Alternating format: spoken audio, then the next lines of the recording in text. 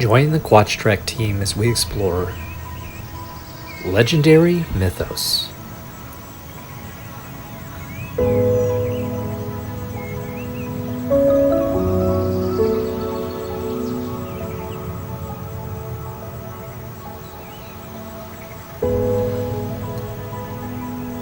At the seed of any legend lives a kernel of truth. This kernel can be interpreted in many ways, depending upon the interpreter. Could Sasquatch be born from the imagination of man? Or is there something embedded deep within our ancestral psyche that tells us there is something there, something we cannot understand, but inherently know exists?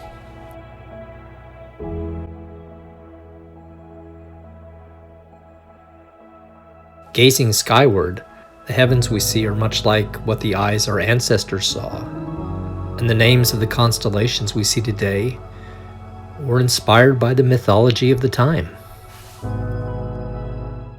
If we take a moment and look back and review historical literature that we in modern times might label as legends, a suspension of disbelief is required in order to discover the core of the mythology.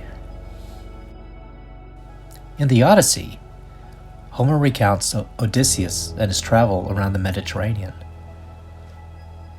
One needs to realize, in this time, the area of the known world was rather limited in scope. Stories of creatures living beyond the realm of the unknown abounded. These were things to be feared, and the fear of the unknown is the biggest fear of all. As Odysseus set out on his return home from the Trojan War, it was expected to be a simple journey, but it quickly escalated into a 10-year trek of survival and the conquering of the unfamiliar and unknown. I will not dive deep into all aspects of his journey, but touch on a few of his encounters and relate what the sources of the legends might be. One of their early landfalls was in the land of the Lotus Eaters. Here, in this excerpt, we hear the recounting of the story. I sent 2 of my company to see what manner of men the people of the place might be. They started at once, and went about among the Locust Eaters, who did them no hurt, but gave them to eat the lotus, which was so delicious that those who ate of it left off caring about home, and did not even want to go back, but were for staying and munching lotus with the Lotus Eaters, without thinking further of their return. Nevertheless, though they wept bitterly, I forced them back to the ships. By digging deeper and looking beyond the myth, possible explanations are revealed. As it turns out, the blue lotus flower is a psychoactive plant, also known as blue Egyptian lotus, blue water lily, and sacred blue lily. It's been used in traditional medicine for thousands of years as a natural aphrodisiac, sleep aid, and anxiety reliever. Was the crying in his account the result of an addiction withdrawal from the lotus plant? Later in his wanderings, Odysseus entered the lair of 2 immortal and irresistible monsters who beset the narrow waters, Scylla and Charybdis. His burden was to decide which monster was the lesser of 2 evils. In this quote, Charybdis sucked down the sea 3 times a day, and 3 times vomited up again, a whirlpool in which no ship might live. And in a cave, midway up the right-hand rock, another monster, Scylla, had her lair. She had 6 heads on long, thin, scaly necks, and in each mouth 3 rows of grinding teeth, with which she caught her prey, be it big fish or men, if any passed that way. Odysseus chose Scylla. Losing 6 of his men was better than losing his entire crew and ship. These were later localized as being the Strait of Messina, the narrow strip of water located between Sicily and the boot tip of Italy. The strait's currents do, in fact, present considerable difficulties. The main current runs from north to south, but a secondary current flows in the reverse direction. When the currents are exceptionally strong, seaweed is torn from the bottom and fish with abnormal eyes and bioluminescent organs are tossed into the air from the depths. The whirlpool is easy to explain, and most scholars believe that Scylla could have been a giant octopus that lived among the rocks. Being caught between Scylla and Charybdis means you have to make a choice between two equally unpleasant options. Today, we know this is being caught between a rock and a hard place. Winding history back further, there is archaeological evidence that from 30,000 BC until around 11,000 BC, the Earth was subjected to a cold snap that sucked up the sea into glaciers and ice sheets that extended from the poles. This period is known as the last glacial maximum. We think the sea level was somewhere between 60 and 120 meters lower than today. So it was terra firma all the way from Alaska to Russia. The prevailing theory is it was along this land bridge that the first Homo sapiens came to this new uninhabited land of the Americas. Now, this is where it gets interesting to me. At one point in geological history, the land masses of Earth existed as one megacontinent called Pangaea. This landmass began to break apart around 200 million years ago at the end of the Triassic and the beginning of the Jurassic periods. Transitional primate-like creatures were evolving by the end of the Mesozoic era, which was 65.5 million years ago. At this time, the world was different from today, but yet different from when Pangaea existed. North America was still connected to Europe, but not to South America. India was not yet part of Asia, but heading towards it at a surprisingly rapid rate of nearly 8 inches or 20 centimeters per year. Australia was close to Antarctica, and most landmasses had warm tropical or subtropical climates. Now, the first proto-primates evolved at the beginning of the Cenozoic era. These proto-primates were similar to squirrels and tree shrews in size and appearance. They were probably equipped with relatively good eyesight as well as hands and feet adapted for climbing in trees. So, what would have kept a unique branch of the primate tree from developing in the Americas, especially if the proto-primates were distributed all across these early connected continents? It seems a slot was available for an apex primate, one that was not hindered by the emergence of the more dominant Homo sapiens like the other primate families were in Africa, Europe, and Asia.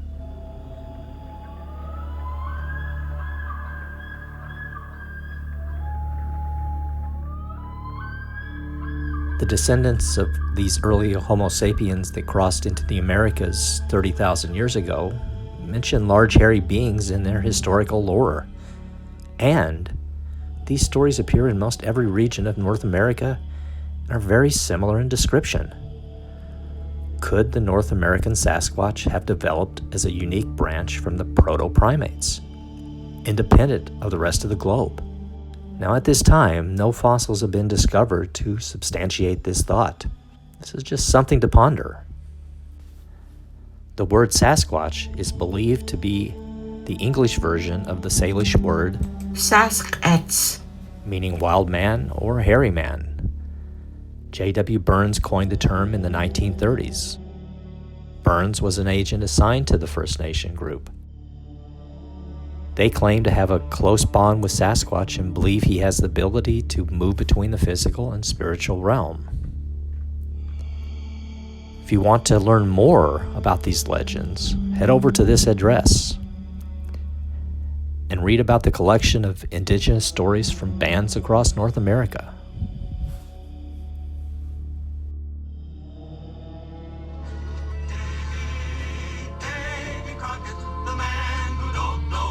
There is an 1836 account from Davy Crockett, aka Daniel Boone, where he discusses an encounter he had in a letter addressed to Abner Bergen. William and I were pushing through some thicket, clearing the way when I sat down to mop my brow. I sat for a spell, watching as William made his good and fine progress. I removed my boots and sat with my rations, thinking the afternoon a fine time to lunch. As the birds whistled and chirped and I ate my small and meager ration, I tapped my axe upon the opposite end of the felled tree I rested upon. Whether it was the axis disturbance or possibly the heat of the high sun which caused an apparition to slowly form in front of my eyes, I know not. As a Christian man, I swear to you, Abe, that what spirit came upon me was the shape and shade of a large ape-man, the likes we might expect from the more bellicose and hostile Indian tribes of the territories. The shade formed into the most deformed and ugly countenance, covered in wild hair with small and needling eyes, large broken rows of teeth, and the height of 3 foundlings. I spit upon the ground the bread I was eating. The monster then addressed a warning to me. Abner, it told me to return from Texas, to flee this fort, and to abandon this lost cause. When I began to question this, the creature spread upon the wind like the morning steam swirls off a frog pond. I swear to you, Abner, that whatever meat or sausage disagreed with me that afternoon, I forswore all beef and hog for a day or so afterward. We all know what happened at the Alamo. Most Crockett scholars ignore this passage as a silly story told to entertain his friend in a personal letter, though some Bigfoot scholars remain convinced that the creature reached out and tried to save the frontiersmen from the horrible fate that was soon to befall them. Personally, I'm not sure of the validity of the letter in its published state. I've read several other journal entries from Davy Crockett, and his grammar and spelling left a lot to be desired. In fact, when I'm corrected on the pronunciation of my home state of Missouri, I point to his journal where he discussed the Missouri Indians that he personally knew, and his spelling had a double E at the end of the letter. He was spelling it like it sounded.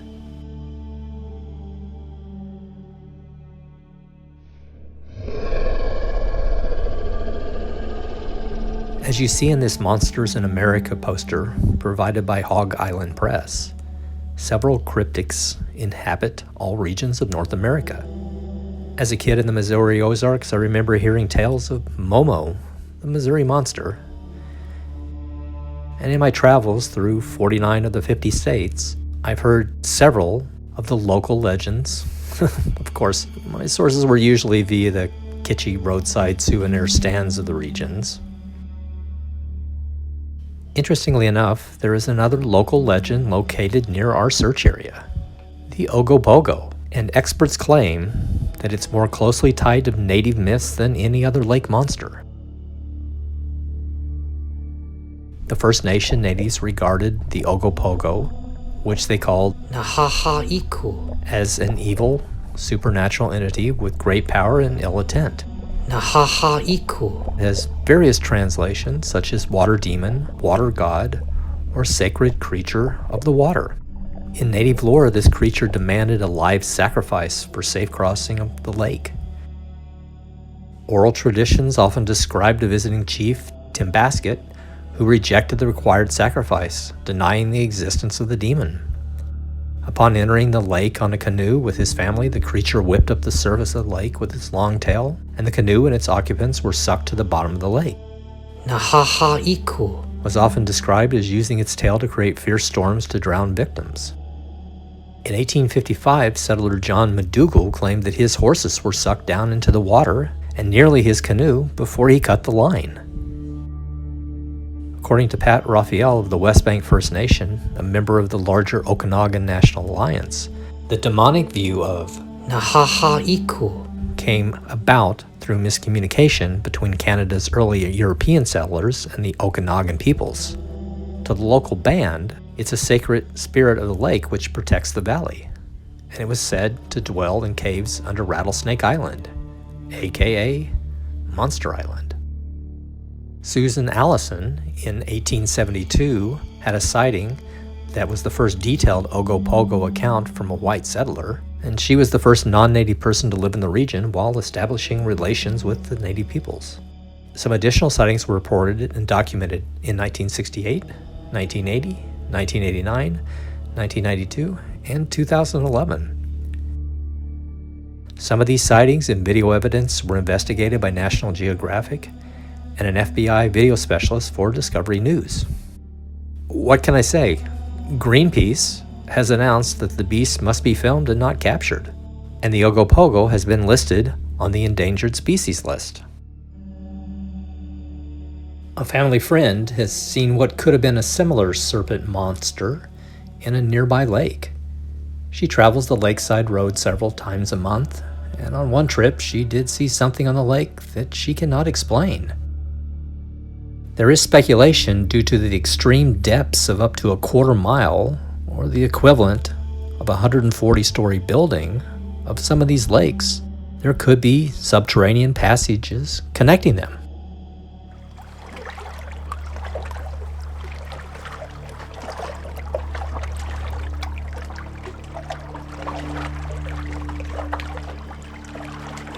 My encounter took place in 1973. I was 13 at the time. My parents owned a cabin on Okanagan Lake on the West Side Road by 6 Mile Creek. I always loved fishing and getting up early. So on this summer morning, I was up early, say around 6 a.m. My dad had got me this old plywood 16-foot boat with an old 5-horse engine on it. Wide open, she made a real decent wake. On this morning, the water was calm. It was really like glass out there. I was the only one I could see on the lake at the time. So as I was trolling along, I noticed something started surfacing about 100 yards behind the stern of my boat. It was coming towards me at a really good rate of speed. It was making a bigger wake than my old boat made. As it got closer to the boat, I stayed as still as I could. I didn't want to freak it out. As it passed by on the port side of my boat, it was probably about maybe 2.5 oar lengths away from the boat. The waves that it made were bigger than the wake that my boat made, and they were slamming off the side of my boat, and some of the water come into the boat. And I was sitting there silent and crapping my pants, I guess you could say. Anyways, it went by and nothing happened. It just kept heading her like south down the lake. Just a big knob in the water and a huge wake coming off of it. I never did see it. I never seen the outline of it. But something that big under the water to make a wake bigger than my boat, I don't know, man. It had to be something. Well, that sounds pretty frightening for someone at 13 years of age. Yeah, well, and even then we didn't have the shows we have now that, are like Jaws. But I was always afraid of dark water after that. Even Dad, when he'd come to get us after falling water skiing, I was kind of really excited to get back up. What it felt like, or what you thought you were probably seeing, was just something underwater that was probably moving rather quickly and displacing water, right? Oh, you bet. The waves coming off of it were easy over 2 feet. Yeah. Coming off on either side of it. And it was calm. It was just like something under the water moving at, I don't know, I guess I'd say about 3 miles an hour, something like that. It was moving at a fairly decent clip.